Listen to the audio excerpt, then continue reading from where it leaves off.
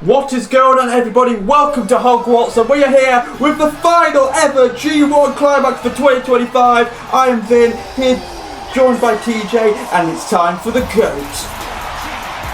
It's weird to see big Jim Uso starting the show, but after his massive victory last week against Aleister Black in this G1, this man has managed to become the first man in his block to qualify, and tonight he's out on a victory lap.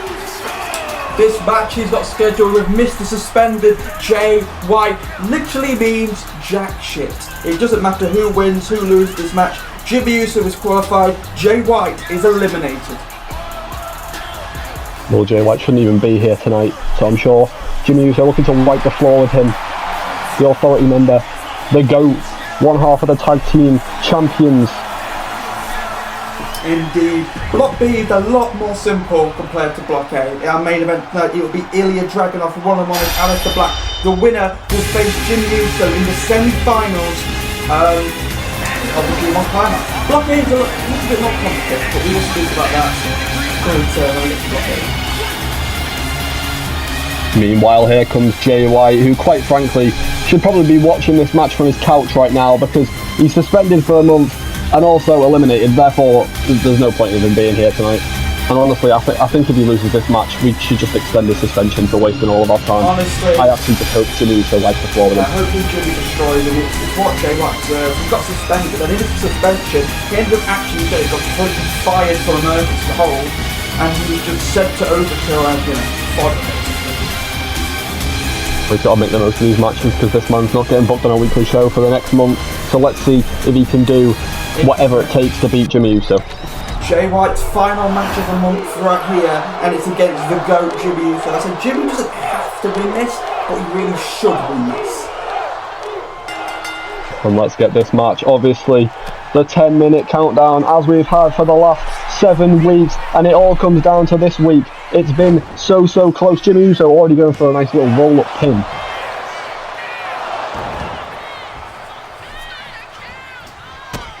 Here goes Big Jim Uso, one half of the tag team champions, already pulling double duty at Survivor Series War Games. He'll be inside War Games, of course, against the corrupt Judgment Day.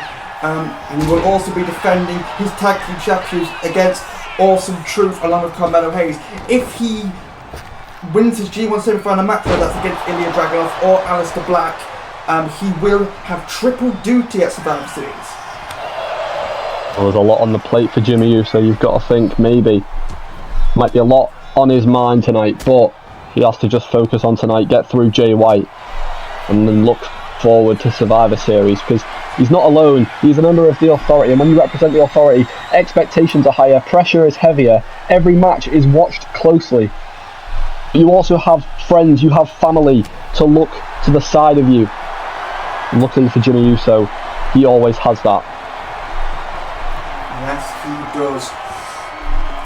Of course, Ilya Dragunov in our main event of this final Block B match against Aleister Black.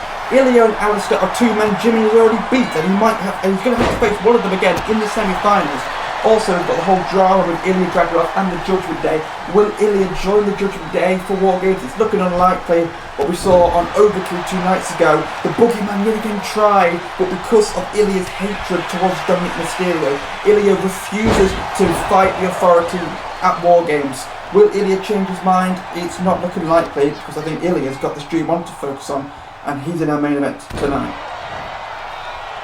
Well, Ilya has had problems with both parties, so I would not expect him to be joining in with that match. That is just dangerous. That a War Games match can put risk on your career, and I don't think Ilya Dragunov really wants to do that. He wants to focus on himself, he wants to focus on the G1, he wants to focus on reaching the top levels here in A2C. I mean, yeah, Ilya said it himself. He may hate the Authority, Triple H, to bring back Drew McIntyre. He has his feud with Carmelo Hayes. Jimmy Uso attacked him last night. He hates the Authority, but he hates the Judgment Day, or specifically Dominic Mysterio, more. So that is what's stopping him from teaming at Survivor Series. Now going back to this match, Jay White looks to be putting on a bit of a show tonight. There is only 7.5 minutes left. Jay White, obviously he knows that he is not being booked for a whole month after this. Yeah, we're not really focused on this match because it doesn't mean much. I mean, there's a lot tonight that don't mean much, but hopefully, it can be a decent match. Jay White, he could do with a victory here. I mean, it doesn't mean anything, but it's his last match of the month, so. Look at him! People call Jimmy Uso a cheater. Look at Jay White. Well, Jay White cheating as per usual. That's what you do, Jay White. Go back home. Pathetic. He should be suspended for longer. He shouldn't have been traded to Overkill. He should have been fired for despicable actions. But now Jimmy Uso gaining control. And he has been consistent throughout this G1. Consistency is what separates stars from hype. And a big super kick. Double super kick ready to go by the GOAT Jimmy Uso to beat Jay White, and a kick out by White. Obviously Jimmy Uso has only lost one match, and it was against Joe Gacy, when we argued it wasn't fair on Jimmy Uso. He had his head in the mumble after being booted off Emergence by the Divine Power. Jimmy Uso and the Authority have since got their revenge with the invasion, so Jimmy Uso got it to win his last week against Aleister Black. But if Jimmy wins this, he would have won every single match apart from that one against Gacy, and there's the frog splash. Oh, a beautiful splash from Jimmy Uso. He earned his spot. He deserves his qualification. And this should just be his victory lap, but it's taken a lot more than that to put Jay White away here tonight, and Jay White fighting back. We know Jimmy Uso hates anyone with the name Jay. Oh, yes, we do know that. He's had a very big feud with his brother. So Jimmy's just said, "You're called Jay, right?" You see him red, and he's launching straight at Jay White here. Jay White, of course, bowed out of this competition last week when both him and Joe Gacy got a double counter, eliminating both of them. What a move there by White. Could Jay White beat Jimmy Uso? At the end of the day, a victory for White over Uso is a big victory, and there it is, the Blade Runner to Jimmy Uso. Jay White to get the victory here today, but a kick out by the tag team champion. And a big kick out by Jimmy Uso. He's still alive in this match. And can I just say, watching this man Jimmy Uso the past couple of weeks, beautiful reversal by the way, watching this man Jimmy Uso the past couple of weeks, he has been dominant, he has been dangerous, and it's been one of the most incredible versions of Jimmy Uso we have seen in a long time. Obviously he's been doing great as a tag champion alongside Carmelo Hayes, but could he potentially get a singles title shot once again for the first time in a long time and crown himself a champion?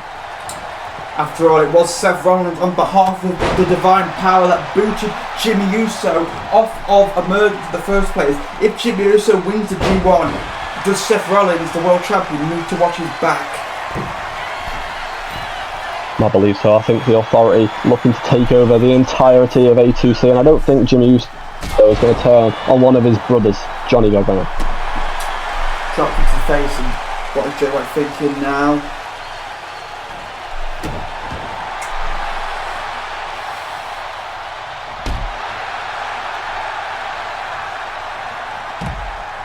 Jay White with some malicious kicks, now heading to the outside.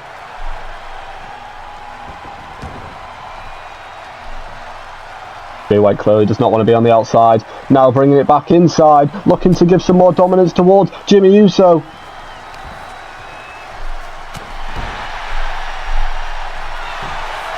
Jay White now into another cover. This corrupt ref into position, and another kick out by the GOAT. We've talked about corrupt refs a lot in the G1, but at least you're not getting absolutely dismantled by Xavier Woods on Overkill referee, so you should probably be happy that you're the ref in the G1.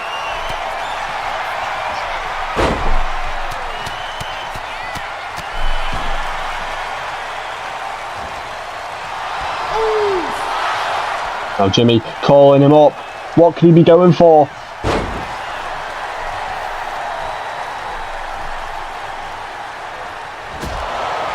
Super kick. Ooh, 2.5 minutes remaining. And this could be it. This could be a humiliation ritual for Jay White this past few weeks. First counted out and eliminated alongside Gacy, and now loses to the GOAT.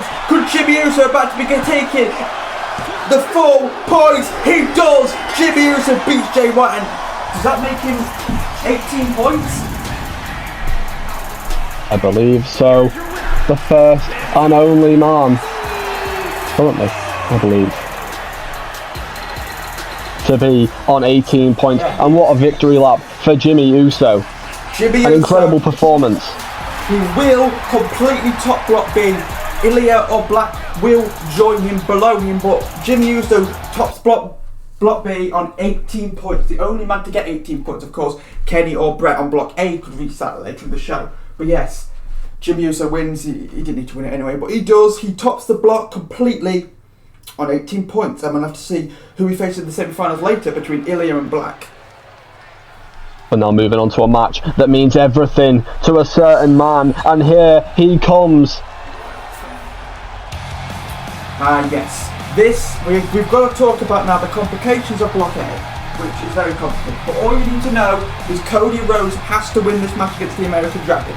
If he loses this match, he's out, he's got no chance. If he wins this match, there is a chance, depending on the results later, that he does qualify for the semi-finals. Oh, this is it. This is the moment. Cody Rhodes has one match to decide his G1 fate, and then it's not even in his hands. He has fought from behind this entire tournament. Every single match felt like it was pushing him down the mountain. Tonight, he either climbs the peak or falls completely. Cody knows exactly what he is fighting for, from jobber to hero. He's here to overcome the haters. You just got to get the job done. I say, even if he wins and results don't go his way later, he doesn't qualify, but all he can do is win this match and hope that later in the show, points are dropped in other places, which allows him to get a place in the semi-finals. We will talk about what people need to drop points later in the show, because it does get confusing, but all you have to do right now is Cody has to win this match. Against this man, the American Dragon. He walks in eliminated, but he does not walk in defeated. A week ago, you would have said an easy victory for Cody, but American Dragon actually had points on the board after last week, doesn't he, TJ? He actually does. Against all odds, he beat Gunther. And that was not just a win, that was a shockwave. He already punched a monster in the mouth and lived to tell the story. Now he's here to crush someone's dreams on the way out, to keep his momentum going, because we now know he's going to be representing his brand at Survivor Series against Mr. Iguana. So I'm sure tonight he's looking to keep it flowing against Cody Rhodes. And here we go, Rhodes, Dragon, oh my god, Dragon already going hard on Cody. Well, we have some chain wrestling. The American Dragon pushing Cody Rhodes into the corner. Look at this. Oh my god, what a DDT by the American Dragon.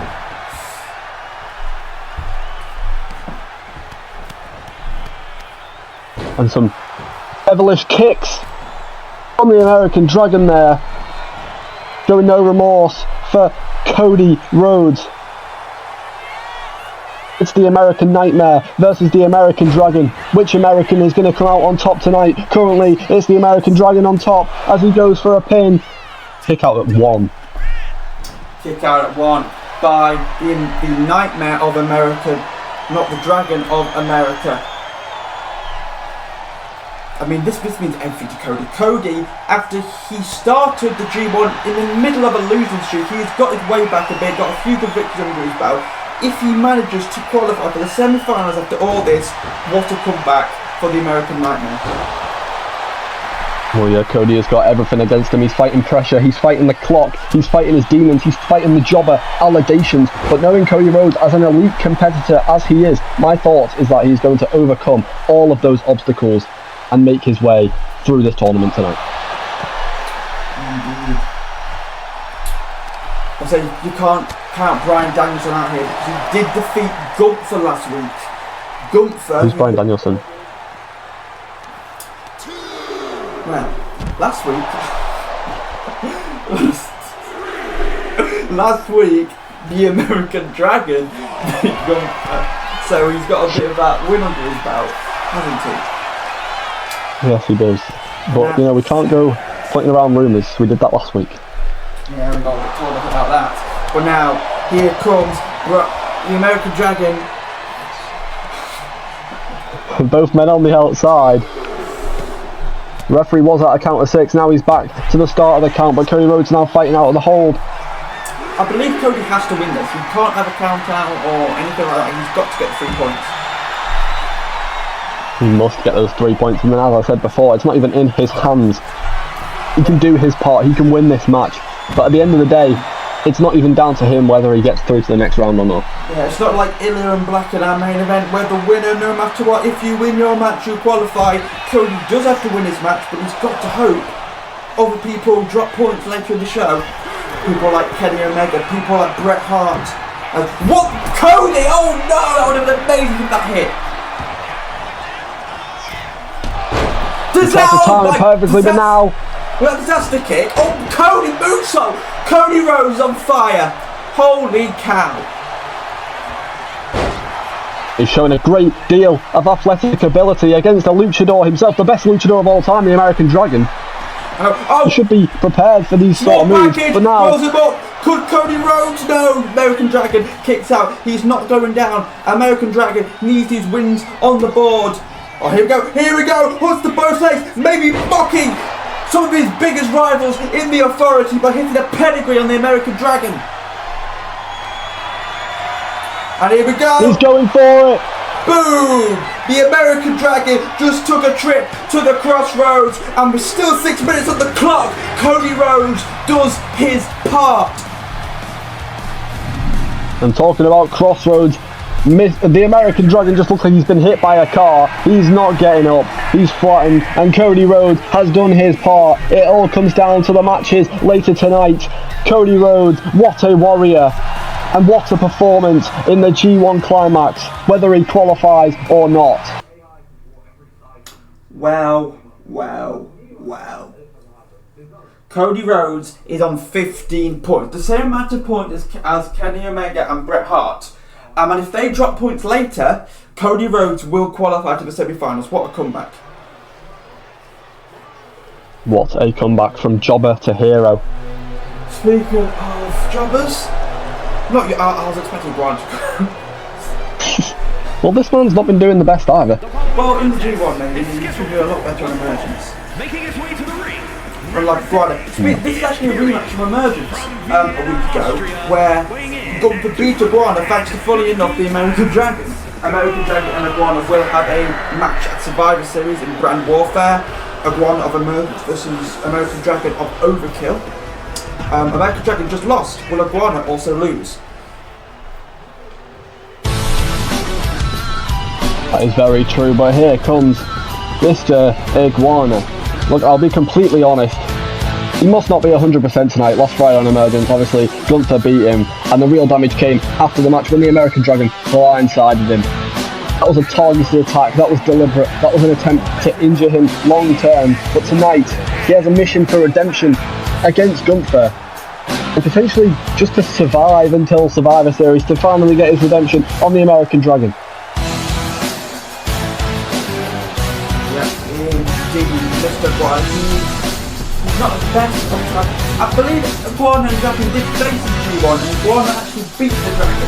The only 3 points Iguana's had would have been saved to Survivor Series. Or maybe, obviously, the American Dragon managed to come out against Gunther victorious last week. So if Mr. Iguana can't do it, I've got to give the American Dragon some confidence. So yeah, this match, it doesn't mean anything in the G1, but, you know, it's a rematch. Iguana's wanted to get a bit of revenge and so now no American Dragon will be involved, especially after the match just went through with Cody Rhodes. Look at Iguana though! Really going to give it to the ring general here at G1. Oh my god! Iguana might be dead already! He just got chopped into oblivion!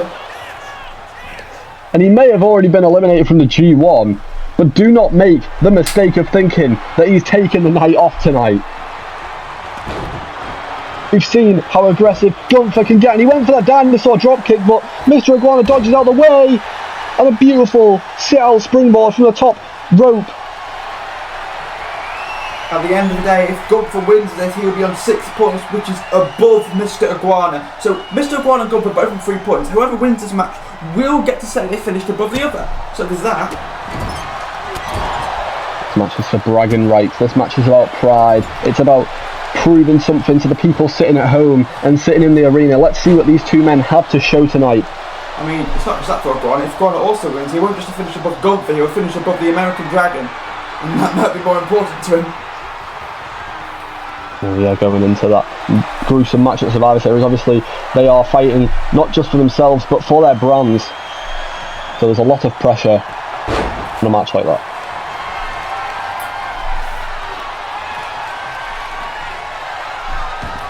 I would like to remind Mr. you Iguana. of important matches to come later tonight. I'll speak about our main event again, because it's a very important match. Dragunov and Black, I think a first time ever match. The winner will face Jimmy Uso on Overkill next week in the semi-finals. Who have you got for our main event team?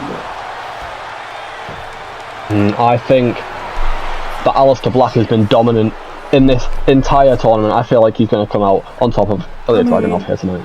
I do like to point out the loss to Jimmy Uso, which is the reason he's in this position, but to be honest, I pinpoint the Javon Evans situation. If he just beat Javon, he wouldn't need to beat Ilya, he would have already qualified. So I don't think it's the loss to Jimmy Uso that's cost him, because Ilya also lost to Jimmy Uso.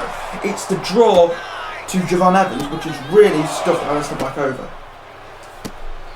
Well, it's a very silly mistake from Aleister Black, but obviously when it comes down to Jimmy Uso, that man has been the most dominant in his entire block, so it's obvious that both men were going to lose to him.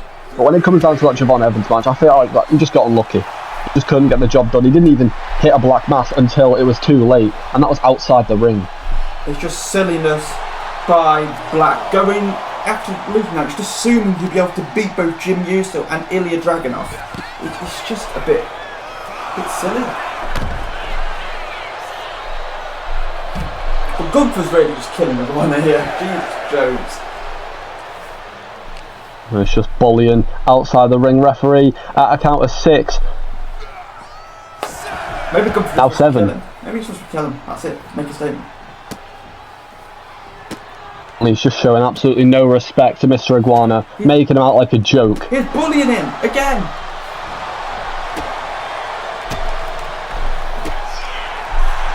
Oh, Gunther, we know, is a dominant opponent. Look, he's already fighting back. This is a man who does not wrestle for applause. He wrestles for dominance. Every chop, every hold, every suplex. Oh, never mind. He'll go for a power bomb. No. Oh no, Gunther's going up top. That's never good.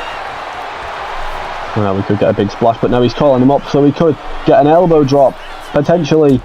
Oh, a dinosaur drop kick from the top turnbuckle. From the top, lateral press. Holy cow! Iguana's still in it somehow. And I do not know how Mr. Iguana is still fighting. Big booty drop from Gunther, and this man is in such control. And he's heading to the top rope again. Don't do it again. No, he's going for a big splash this time. There's the splash we thought we was going to see the first time around. But Mr. Iguana won't stay down, putting up a hell of a lot of more fight than the American Dragon just did against Cody. But this looks like Ultra Rose for the mascot of Emergence. Power bomb by the Lingalao. Well, that could be. No! Oh my God! He's somehow. Mr. Iguana is still fighting. I looked down for a second because I assumed that was Ultra Rose, but no, Mr. Iguana kicked out Gunther's powerbomb. Well, that's probably just pissed Gunther off more. Now going for a Uranagi. Now he's locking in a submission. There's nowhere for Mr. Iguana to go. If he manages to reach the ropes, he could live to hiss another day. He manages to escape. We're halfway down the clock. Mr. Iguana definitely put up a better fight than the American Dragon did, proving that he might be the better mascot heading into Survivor Series. Oh, but okay, it was all fun and games. Power! Well, it was all fun and games until Gunther folds you in half and makes you look like a pretzel, and that's the match over. Well, Iguana, you put up a good fight, the best fight out of the two mascots, but you lost again to Gunther, who finishes the block on 6 points. Not the best performance for Gunther in the G1, but it could be worse. Well, losing to the same man twice in 6 days has really got to put a hold on Mr. Iguana, but hopefully he lives on to fight another day, and especially fighting for his brand at Survivor Series. Iguana and Dragon finished both on the same amount of points, 3 points in the block. Well, next up we have a very unanticipated match because both men are already eliminated, but God. Joe Gacy. It's Joe Gacy. I don't even know what to talk about. Like, at least with Iguana and Gunfight I could talk about the American Dragon stuff, but Gacy and Haku? Haku. What's the point, man? Well, we can talk about Gacy's dominance as a solo competitor. He seems to only lose when he's fighting alongside his faction members. We obviously saw his faction member Karrion Kross get absolutely dominated on Overkill Monday. But now Gacy seems to be the one that is always in control in his matches, and potentially tonight he could pick up another win against Haku. How it goes for Gacy is he's in control until he gets a big match, then he fumbles it. Like, all his good ability title matches, he fumbles at the last hurdle. Last week against Jay White, he just got counted out. Like, come on, man. Gacy, put it together. You really are just the Uncle Howdy's sidekick. Uncle Howdy's been here for way less time than he has, but Uncle Howdy's already been a world champion.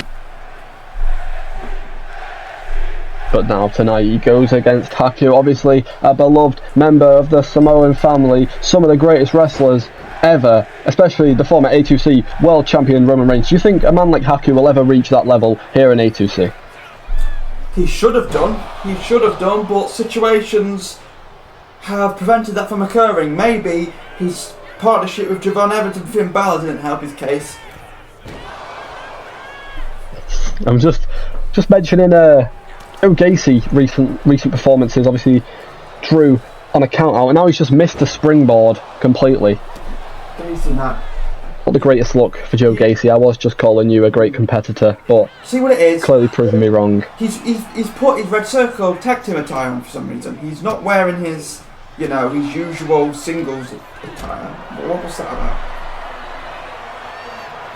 Well, due to the Red Circle's most recent performances, they've not been very positive. So maybe he's trying to bring light to the situation, potentially trying to show what good can be done in the Red Circle attire. I mean, it's getting to the point where the Red Circle, the only useful member is Uncle Howdy. I mean, we've spoke about Karrion Kross, and ever since Stephanie Vaquer joined the Red Circle, she's not been doing too hard, has she? Well, she wasn't doing very well, and then she put herself in the Queen of the Ring tournament. She got one win, and then she lost. So we're back on the losing streak for Stephanie Vaquer. She lost to the rookie, Liv Morgan. Of course, Liv Morgan will face Becky Lynch in the Queen of the Ring finals at Survivor Series. Liv Morgan will represent Overkill in that match. Well, it's going to be very, very interesting, especially for a rookie like Liv Morgan. Fighting for your entire brand has got to put some pressure on your shoulders. But yeah, also the less said about Karrion Kross the better. He's now on an 11-loss streak. I'm sure Joe Gacy just wants nothing to do with him right now, and I'm sure he's just focused on himself.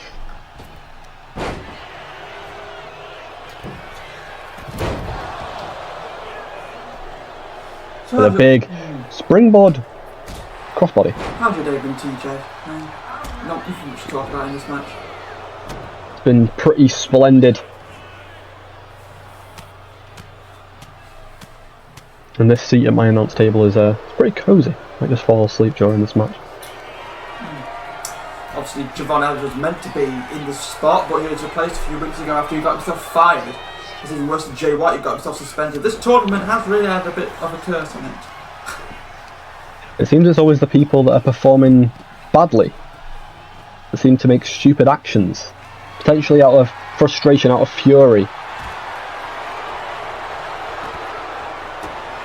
Maybe if you just put a bit more effort in, you could pick up some more wins.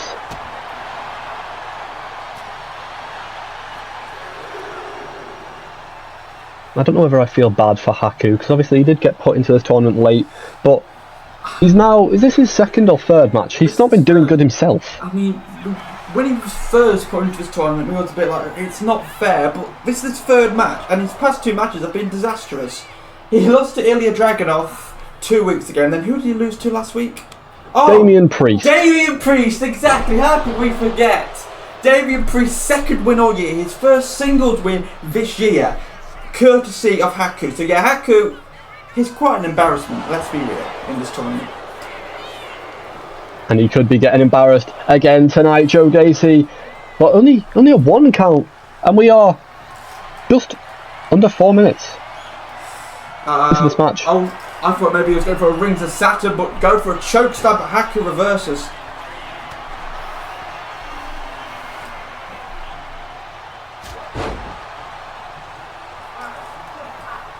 A big slap to the face, cutting open Joe Gacy, and now Haku targeting the head, the skull of Joe Gacy. That messed up skull.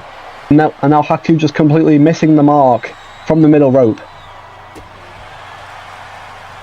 It's like watching Dumb and Dumber in the ring. Dumber being the referee in this situation. And he hits it that time. He does indeed. TJ Haku looks to get the first ever victory, but not just for him, but for Javon Evans in this whole tournament.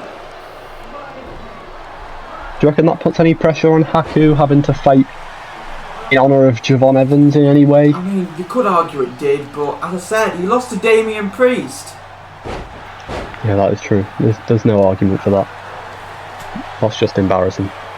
Well, I think Javon Evans might have beat Damien Priest. Potentially, the way that Damien Priest has been performing. Speaking of Damien Priest, he's an actor tonight, isn't he? Who's he fighting? He's against Rob Van Dam. I wonder who's the television champion. I wonder who's going to win that. The television champion, or Mr. 2 victories this year. And what is Joe Gacy doing? He hasn't moved for a good 20 seconds here. Just taking a moment to regroup, I guess. Take a moment to. This is why he doesn't win Haku. Big matches. What is he doing? He's an actual idiot. If Haku doesn't capitalise here. Well, a big boot by Joe Gacy. I mean, that was pretty impressive. But this man. This might now, be Dumb versus Dumber here. But who is Dumb? I think it is. I think Dumber might be Haku. He has missed about 14 middle rope moves this match. Tell you so, man. Covered by Haku, he will potentially get the victory here. Not like it means anything. Kick out by Joe Gacy. These two men still fighting. They know that this goes on their record. This isn't just a match that means nothing to them. I mean, it means nothing to this tournament, but it clearly means something to them because these two men are non-stop. They're still fighting. They're still looking to put the pressure on. And now, look to lock in the Rings of Saturn, but rope break apparently. I didn't see that.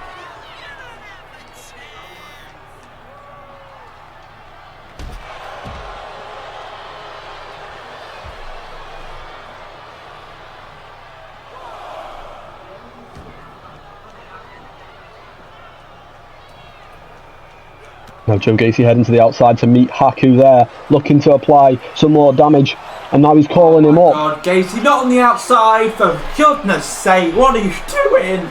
Rings of Saturn on the outside, we're going to get a countdown. Well, even if Haku taps, it means absolutely nothing, so I think Joe Gacy was just looking to maybe apply some more damage, but the referee's counting in slow motion, so apparently that was only 1 second, even though it felt like 14. Haku actually might be flat out on the outside. I mean, a win is a win for Joe Gacy. He doesn't need the 3 points, but to be fair, a win is great. He doesn't need the 3 points. He's just trying to get a win, so maybe. But Haku hasn't moved, man. A count of 8. Oh, he's getting back to his feet. Count to 9. Can Haku make it? Just. He made it just in time. What? Okay, Haku. Oh, and straight into a choke slam, and that could be it. It should Folded be. like a pancake. No! And he's kicked out. Oh my god, this is ridiculous. This is insane from both men. This has been a contest of Dumb versus Dumber. 2 men who do not give a shit about this tournament anymore, but apparently they forgot how to wrestle. Well, Joe Gacy looking to maybe potentially do a springboard, and he misses the mark. Haku again, sliding out the way. Joe again! I'm not being funny. I'm not trying to be mean to him, but what has he been doing in this match? And now Haku looking to pick up the win from Joe Gacy's mistake. There's only 1 minute 40 left and another kick out. We could get a draw here. Could you imagine if 2 weeks in a row Gacy cannot win against Haku of all people? Well, that would just be embarrassing for the Red Circle member. Has anyone actually ever been on a 2-draw streak? I don't think I've seen that before. I think early in this year MJF occurred that. Somehow. If you've been here that long, you will remember the MJF draw streak of early 2025. It's like you just can't get the job done. You didn't lose. I don't know how I feel about draws.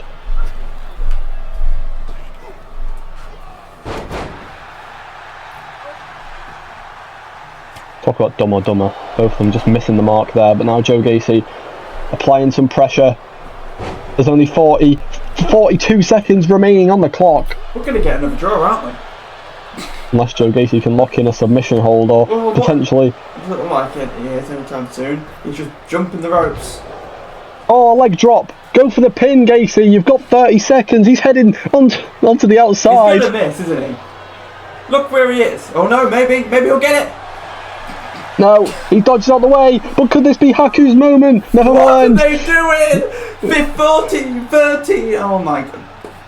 Gacy, not now! What are you doing? Oh no! This is not the time, Gacy. 5 seconds remaining and Gacy goes over the top.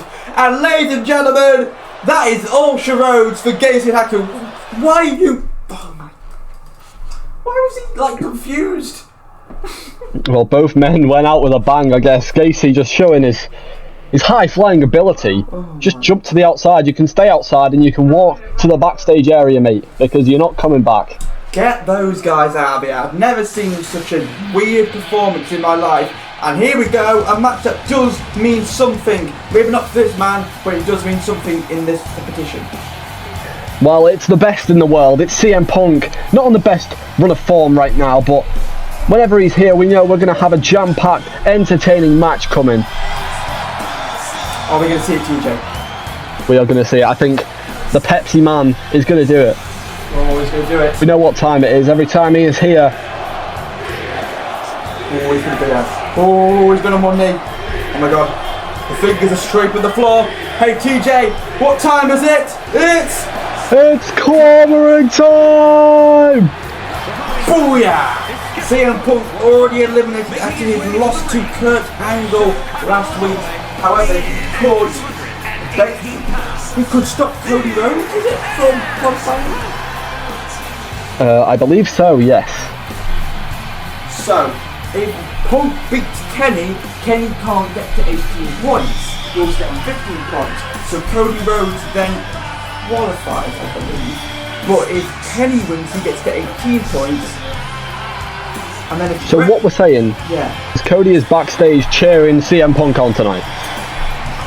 Also, you've got to bear in mind the Bret Hart and Kurt Angle match, because Bret could also get to 18 points there. So basically, Cody's got to be hoping that Punk or Angle. That Punk or Angle. We could be in a scenario where we get a fatal four-way semi-final match between Omega, Angle, Hart, and Cody Rhodes. And here's the plain man. It's Kenny Omega. Obviously, Kenny is already qualified. As the semi-final match on Emergence will be Omega versus Bret Hart. Two phenomenal elite men going up against each other. However, could Cody Rhodes and Kurt Angle join them? CM Punk could create a lot of, upset here.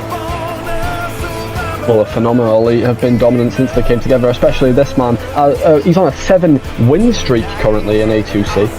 He's been dominant in the G1, he's already qualified, he's beaten the likes of Mr. Iguana, he beat Kurt Angle, he beat Cody Rhodes, he's beat Gunther, he's beat the American Dragon. Those are the 5 names that he has won against. So let's see if he can add CM Punk to that list to make it 6 out of 7.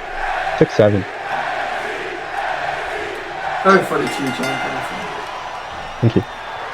And both men locking arms. We got some chain wrestling. Some chain wrestling is occurring inside of the squared circle. Right here in Hogwarts.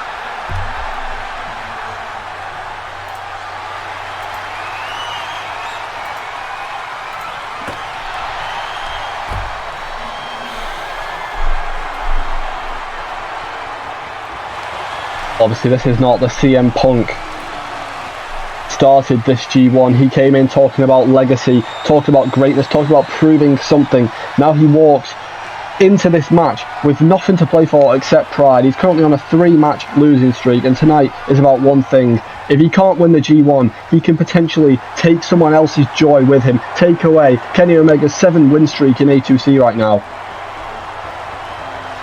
As much as it doesn't affect the leaderboard, that would be an incredible feat for CM Punk. Indeed, I say, he had to win that match against Kurt Angle last week. Unsuccessful, was he?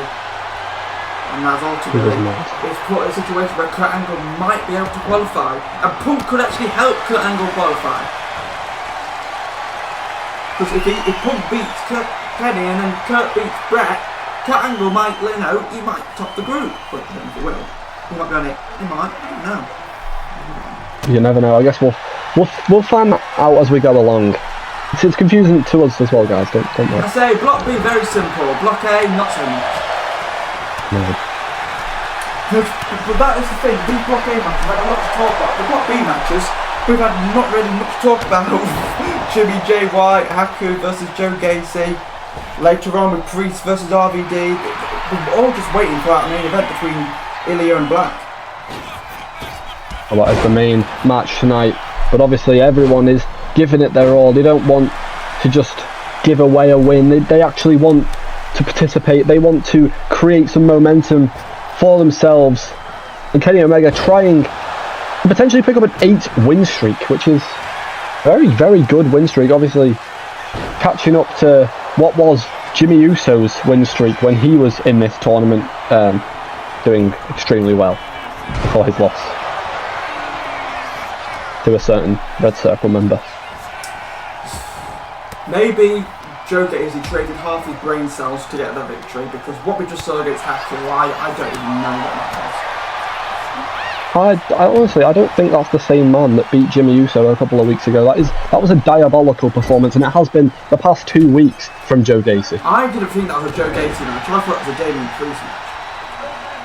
And honestly, Damian Priest very much impressed me last week. I hope he does the same again tonight against the television champion, Rob Van Dam.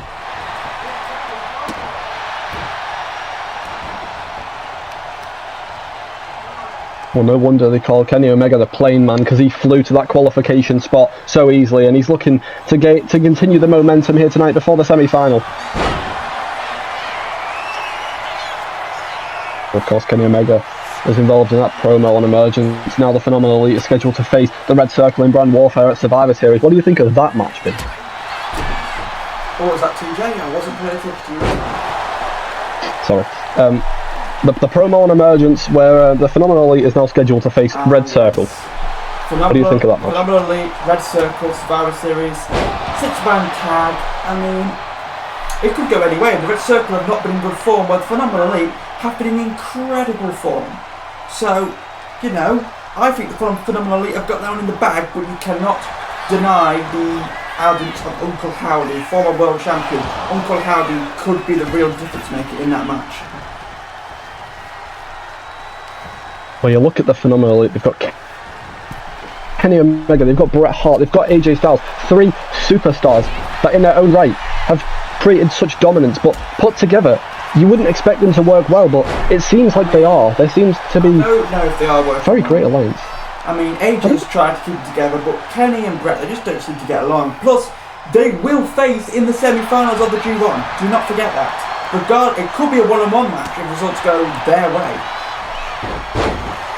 Well, exactly. It could bring some tension to the Phenomenal Elite locker room. I'm sure the Red Circle really want that to happen.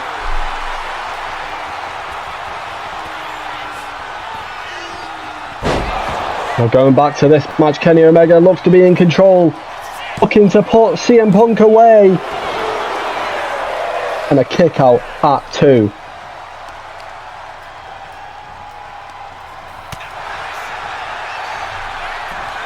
Now CM Punk, what could he be going for? Looking to put Kenny Omega to sleep. GTS, hook the leg. Referee gets down for the count. Kenny Omega is still alive in this G1 match.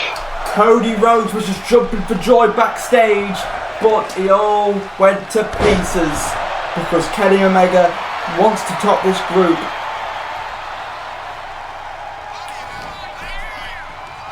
I'm sure if Cody Rhodes is backstage watching this match, there's a lot of pressure on CM Punk, and it doesn't even mean anything for him. He could just lose if he wanted to, because realistically, why does he care about Cody Rhodes? I mean, he might just hate Kenny Omega. I mean, true. it's brand warfare. Punk and Cody are on overkill. Kenny is on emergence, you know? Well, yes, we are in the mix of brand warfare, so looking out for your brand buddies could be the play here from CM Punk and Cody Rhodes.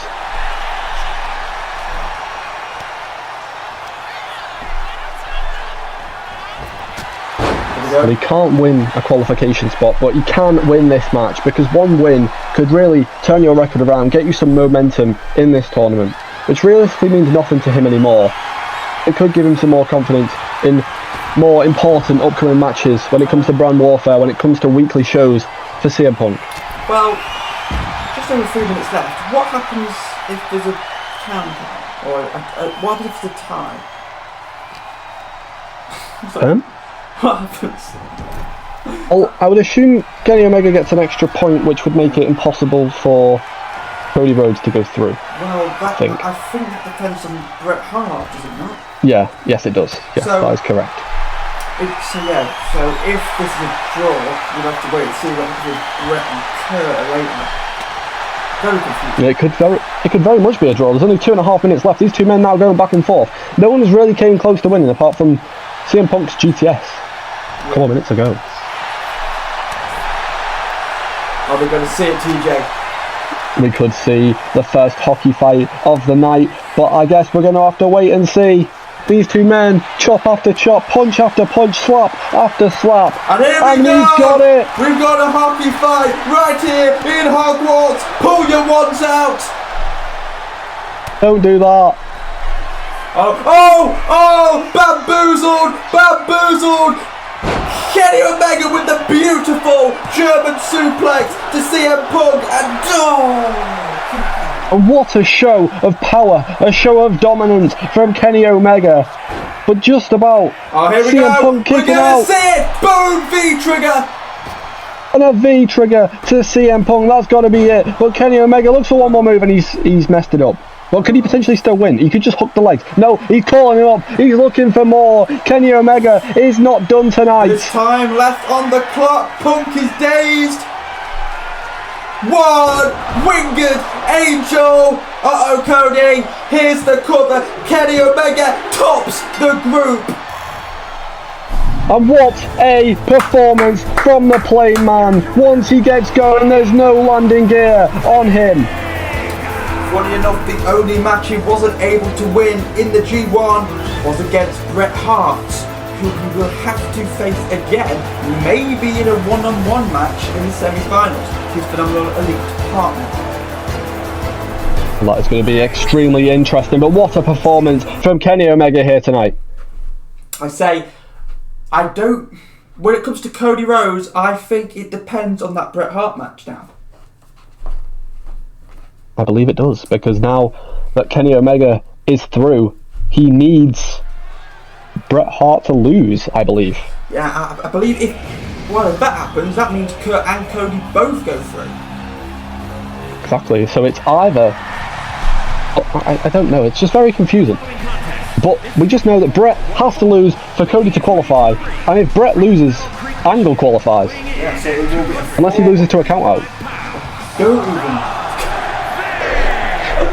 but before we get to that, we have got our last filler match of the night. It's our television champion, he forgot his belt again, Rob Van Dam against a man we have to say kind things about after last week, in Damian Priest.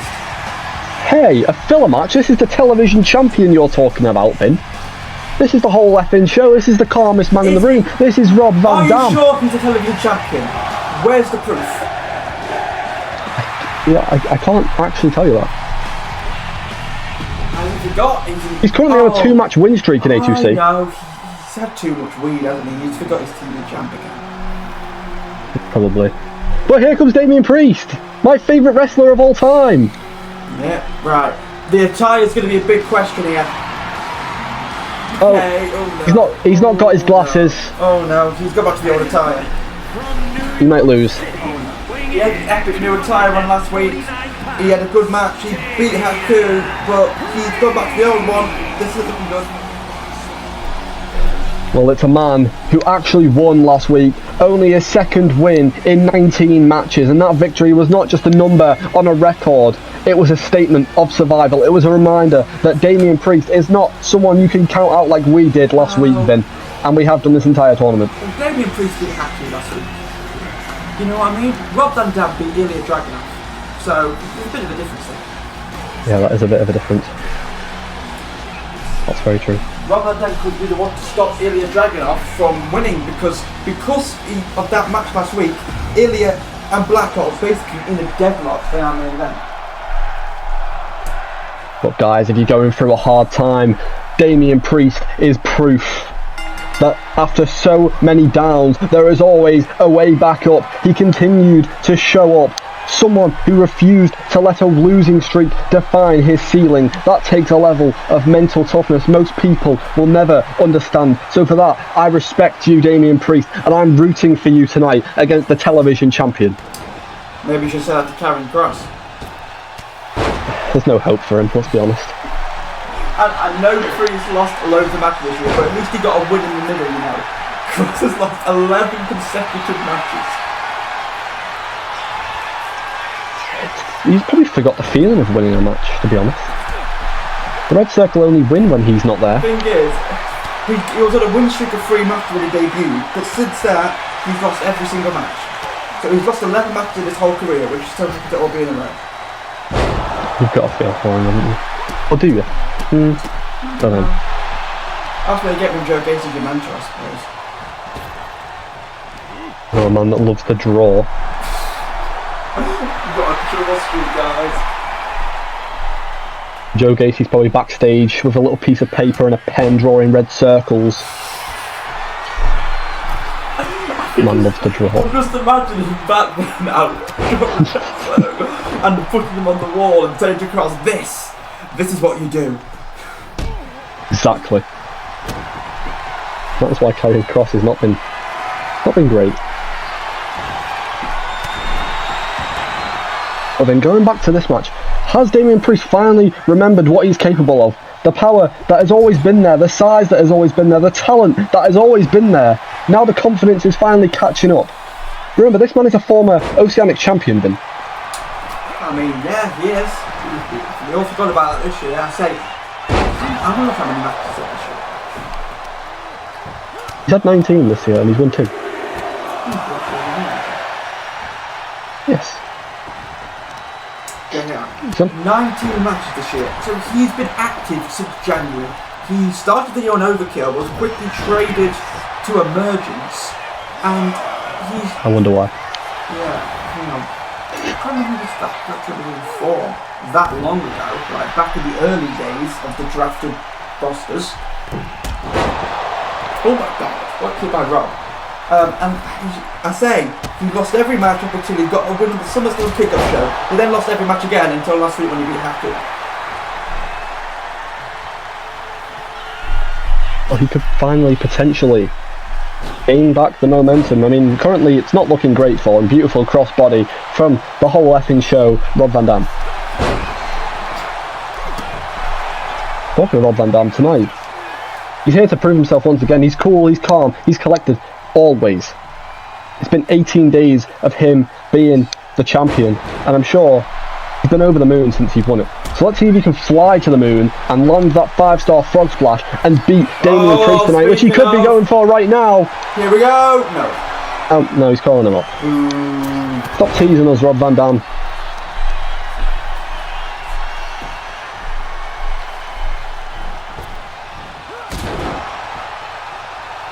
Beautiful running drop kick from RVD, now heading to the outside, heading to the top rope. Is this going to be it? Here we go, TJ. No! Come on, don't Priest, think Rob Van Dam likes please, us. kick his ass, he's teasing us. Oh, here we go, TJ. It could be this time. Yeah, oh! Yeah! Oh, and he's missed it. Yes! He actually went for it and he missed. And could that cost him? Imagine. Oh my god. No, he wasn't only teasing us, he was teasing Damien Priest. And, you know, you can't do that anymore. He's a changed man. The straps are... Oh my god. When does Priest ever get the straps down? I swear we never see this knobbly angle. Razor's edge. It could be time. Can he win 2 matches in a row? Oh! He has. You know what? That might be one of the best finishers. He completely fucked the frog splash and he got the titties out and a razor's edge later. And oh my Damien Priest. I've spoke enough shit about you in this tournament, but you've gained my respect. Pigs can fly. Congratulations, Damien Priest. For the first time in the year 2025, Damien Priest has a winning streak. It's insane. It's really insane. But potentially it's now time for Damien Priest to come back. Anyway, it's time for the business. Your 2 big matches of the night. We're going to find out the semi-finals here. First off, let's end Block A. It's the current... Well, he's not leading anymore, Kenny is. But he could be leading if he wins this match. Bret Hart versus Kurt Angle. Big match here next in our co-main event. Well, Bret Hart is qualified. His place is secure. His story is already written on the bracket. But he is not here for the standings. He is here to remind the world that respect is not given, it is taken.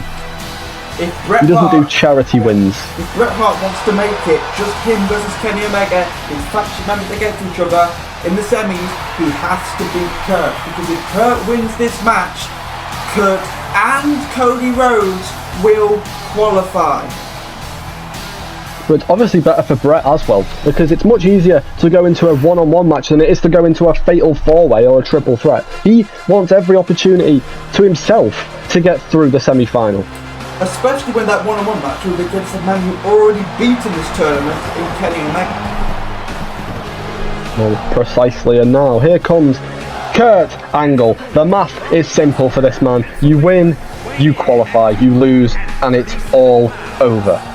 You know the funny thing is, if Kurt won that match against Gunther, you know when the referee fucked up, and because he'd already been qualified. Because we complained and made him redo it on Overkill, and Gunther actually won. I think Kurt might be a bit angry at us. Kurt would already qualified. But I still stand by it, the referee fucked up. It's not Kurt's fault, we're sorry Kurt. The referee clearly had a bet on or something and he ripped the match. End up. TJ and Vin versus Kurt Angle, 2-on-1 handicap coming soon, guys. We can get into it. It's fine. Exactly. And this match begins one of the most anticipated matches here tonight. It means everything to Kurt Angle. And Bret Hart is not going to go like this. Already got a Boston Crab in. This is going to be a very technical match. Well, this is do or die for Kurt Angle. He does not suck. I think Kurt Angle is going to do it tonight, Vin. If I was Cody Rhodes, I would be coming down to this ring and helping Kurt Angle win. And if I'm Kenny Omega, I'm coming down to help your partner Bret Hart win. Well, I mean, that would be a great 2-on-2 match. I mean, 2 lovers of their country versus a faction. If Kurt wins and it is a fatal 4-way, will Bret and Kenny team up in the fatal 4-way on the G1 semi? Will they do that to just take Kurt and Cody out of the equation, to overkill people as well? Remember, it could very well, obviously it's the finals happening at Survivor Series. It could be Brand versus Brand. We know, I mean we don't know, obviously we still don't know the Block B match. It could be Black versus Jimmy, it could be Ilya versus Jimmy. Well, it's going to be very, very interesting. Obviously so far, 2 Emergence people have qualified and 1 Overkill. Jimmy from Overkill, Bret and Kenny from Emergence. Now Bret looking to pick up a quick win, already a 2 count, and I thought he was just going to end it right there. Now that. God, could you imagine? Cody Rhodes would have he would have found Kurt Angle backstage and beat the piss out of him if he lost there. That would have been embarrassing for Kurt Angle. I mean, this man was in a championship match not long ago, so surely... You've got to think as well, last week, Cody Rhodes beat Bret Hart. Exactly. Like, Bret Hart does not do charity wins, which is why it was so impressive when Cody Rhodes beat him last week, because Cody Rhodes needed that win. And now he's got the win tonight. He's done everything it took to get to his position, but now it's not even on him. Fate lies in the hands of Kurt Angle. Oh my god! Angle slam on the outside! Right, I don't want to get complicated things, but we can't have a countdown, can we? I don't believe so. What? If that happens, does Bret just qualify? Maybe it's smart for Bret to get a countdown. And we now know that Kenny is on 18 points. So, Bret is on 15. If he gets to 16, Cody and Kurt cannot catch up, so yeah. Yeah. So yeah, Bret just... If Bret does this... Oh, never mind. That means he's got the advantage. He can win by a draw. He can win by a pinfall. He can win by a submission. Now I'm saying that as well. Aleister Black is a point ahead of Ilya. So that's going to be interesting. Well, also, I mentioned it with Kenny Omega. Now the Phenomenal Elite in a little bit of a rivalry with the Red Circle. Maybe putting a bit of tension on the mind of Bret Hart. Potentially giving Kurt Angle an advantage tonight. I don't know though, Bret has a very strong mind to dissect different opportunities, different events. I'm sure he's putting that to the back of his mind against Kurt Angle tonight. He focuses on the match that he's in. That's why he's in such great form. And now, manipulating Kurt Angle. Knee in the arse.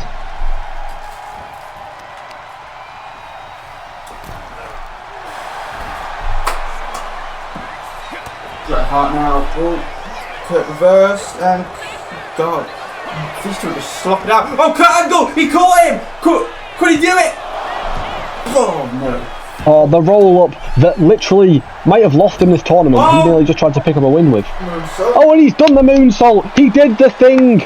Wait, We got a moonsault from Kurt Angle. is that the first moonsault of the match? Over 6 minutes? I think so. I think it's only the second moonsault of the night. I think Cody Rhodes did one. Yeah, Cody Rhodes did one, I remember that. Actually, I think he did two. He missed one and then hit one. Did Kenny Omega do one? Maybe. I don't know. We lose count of moonsaults in this tournament, to be honest. Too many people. Big crossbody by Bret Hart there. So, what if, say, Cody Rhodes just ran in and attacked Kurt Angle, and then Kurt wins by DQ? You see, we've got a bit of plot holes here. Yeah, it's... Well, let's just hope that doesn't happen. I mean, Cody Rhodes is a good guy, right? He wouldn't dare do that. But Kenny Omega is not. Very true. So he could come in, attack his own partner, and then they're at the semis together. More desperation runs wild in tournaments that gain you massive opportunities, like the G1. Kurt Angle picking up a 2 count, and he's not done. He's dragging Bret Hart to the centre of the ring. I didn't miss it, I just didn't comment it, but Kurt Angle has put the straps down, and here we go! He could do it! The Angle Slam! Cover on Bret to qualify both himself and Cody Rhodes to the semi-finals. A kick out by Bret the Hitman Hart. That was a close And Bret Hart not giving up. The excellence of execution is still fighting. Oh, this could be it. This could be the cup. No! Bret Hart reverses the ankle lock into an insecurity. In himself the momentum. Just over 4 minutes remain. And Bret, you know what? He could potentially be trying to lock in here. Oh my God! Look away, Cody! Sharpshooter locked in on the centre of the ring on the Olympic gold medalist, and Kurt Angle has just screwed himself and Cody Rhodes.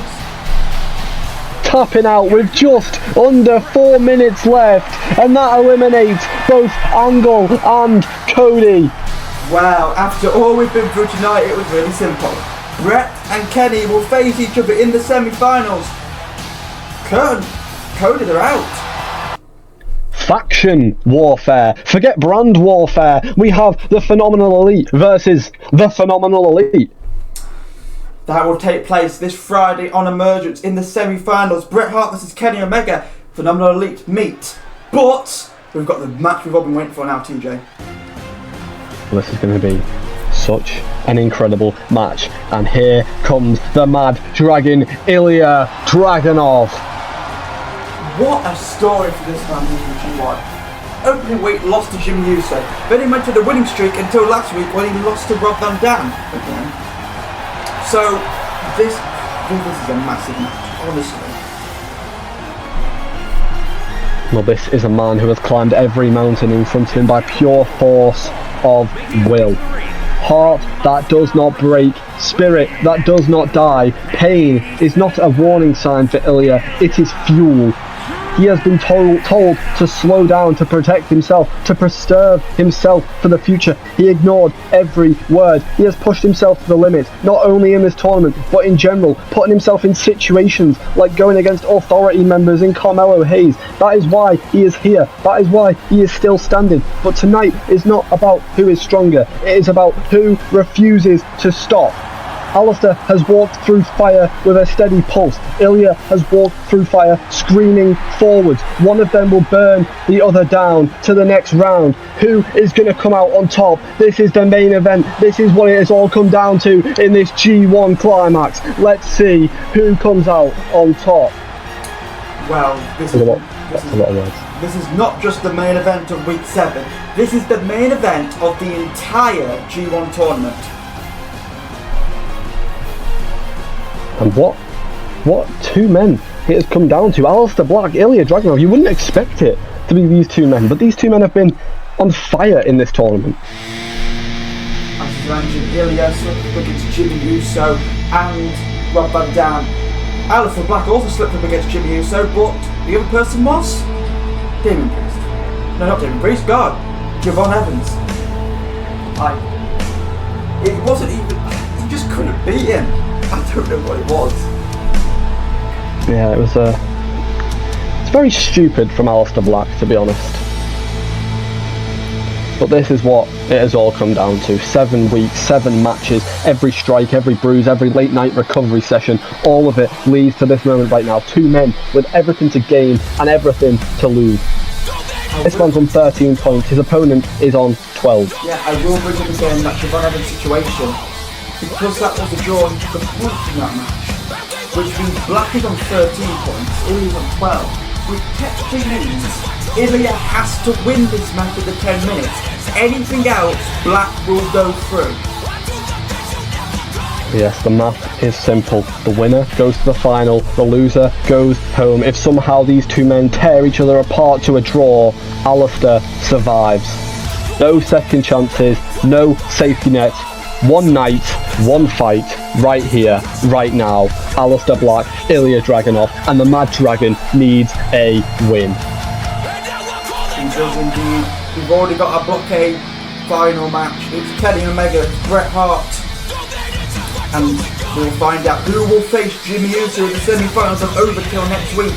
Will it be Alistair Black or the man who's maybe tickling the authority himself a bit too much in Ilya Dragunov? Well, we'll see how that goes down, because in the future we could get Ilya Dragunov potentially going for a title off the authority if he potentially wins this entire tournament. Ilya Dragunov has been in this position before. He qualified for the group stage last year, went to the semi-finals of the G1 last year, and he lost to the Boogeyman, I believe, funny enough. Will it happen again? Well, it's going to be so difficult managing to get through this stage, which is arguably the hardest stage. You have to have 7 matches with 7 completely different opponents just to get to the semi-final, just to lose.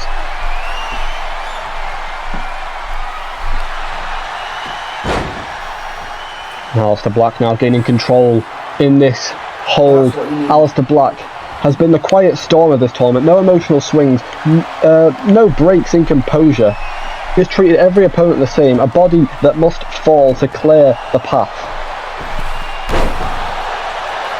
He's done it to everyone. We saw in that Damien Priest match, he just kicked him once and it was over. if you're Black, do you just want to keep Ilya down for 10 minutes and take the draw, take the 14 points, and not finish top of the block, but, you know, get the qualification and try and take the Jimmy Uso properly next week on Overkill? I'd do anything. I'd just like roll outside the ring for 9 seconds, go back in, roll back out, you know, do the mind games, you know, but just pick up 1 point, pick up the win.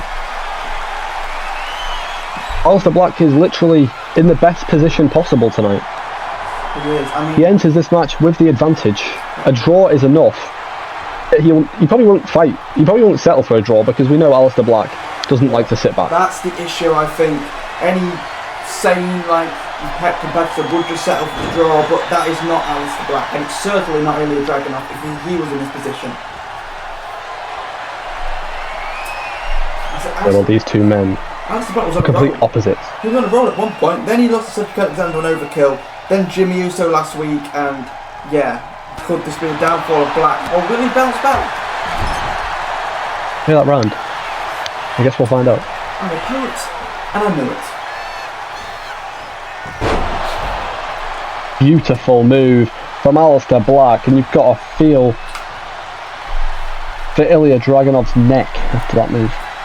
And what is Black doing? Aleister Black sizing up the Tsar, boom, mega knee, and it could be Oshirota in the Mad Dragon, it could be quickly over. Aleister Black could be heading to the semi-finals. Well, I guess we'll find out. Because Aleister Black is in full control so far, heading to the top with Ilya. Oh my god, Ilya knows how important it is. Really bouncing back against Black, and now Ilya Dragunov. Boom! Massive clothesline by the Mad Dragon. Well, Ilya Dragunov's road to this moment has been made of pure intensity. Nothing has come easy for him. Every victory has been a fight that looked like it could break him, yet he never breaks.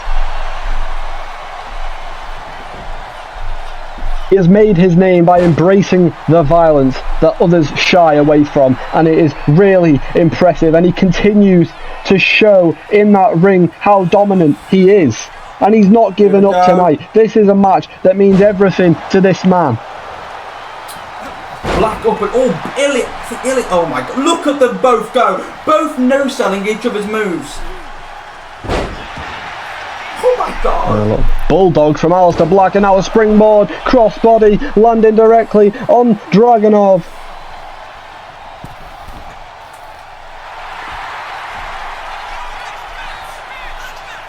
Aleister on the middle rope. Big Fiora. What the hell was that? I mean, he hit it whatever it was. He's going for the pin now. Only a 1 count. I mean, in the duration of this tournament, Aleister Black has dropped his faction. The Triangle of Terror no longer exist, but he has learned to fight solo. He has become more dominant and scary. He doesn't need them anymore. That being said, the Black Fall-Off started when he did drop the Triangle of Terror, so, you know. Maybe he does need them. Maybe they just survived, you know. Oh my god, what a knee!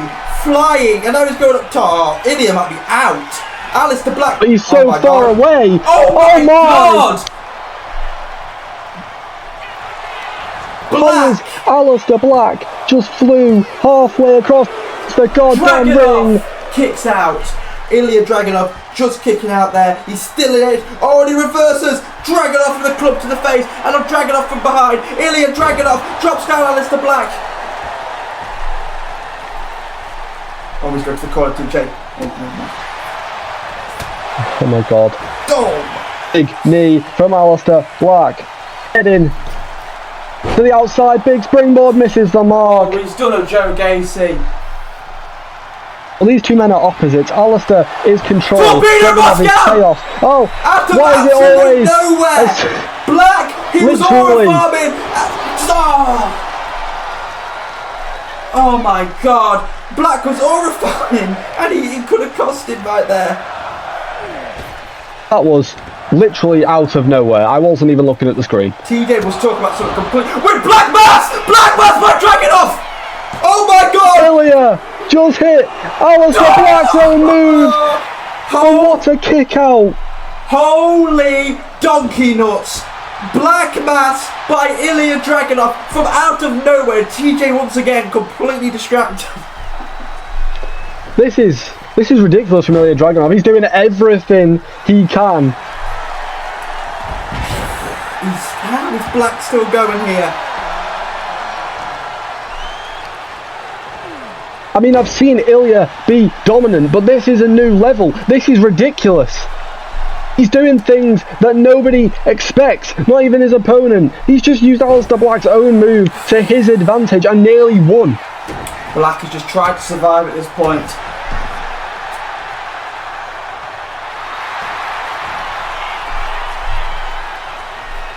No, Aleister on the outside, big springboard, misses the mark. Ilya moves out the way. Here we go. Dragunov, oh, he dodged. German suplex. You thought what was going big German suplex. Oh my god! Oh my god! Oh no, I thought it was that.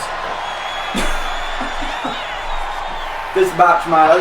This might be the best match in the tournament. Yeah, Dragunov he's even confusing us. 3 minutes remain for Dragunov to get something. Was that a blue thunder bomb? And he's just kicked up. What is going on? Black is no-selling Ilya Dragunov's moves now on the outside. This is ridiculous. But Ilya, you do not want to be outside. You need to win this match. Get back in there. Come on, Ilya. You need to get it done, lad. If you want to face Jimmy in the semis. Oh no! Ilya's knee might be fucked. What a story that would be. Going against an Authority member. He's already had problems with the Authority. But Ilya, oh, he's going for it! It's time! H-bomb! He hit it, TJ, hit the H-bomb! The move that ended Carmelo Hayes. Will it end Aleister Black? Referee counts to 3, and it's Ilya Dragunov going to the semi-finals. Ilya Dragunov has done it. He's the runner-up. Black is out. Black is done. Ilya will face Jimmy in the semi-finals. Kenny Brett, Ilya Jimmy. The G1 group stages are over. Wait. Jimmy Uso is here. Here comes the man that he will face in the semi-finals. And that is how we are going to end the G1 Climax, like weekly shows for good.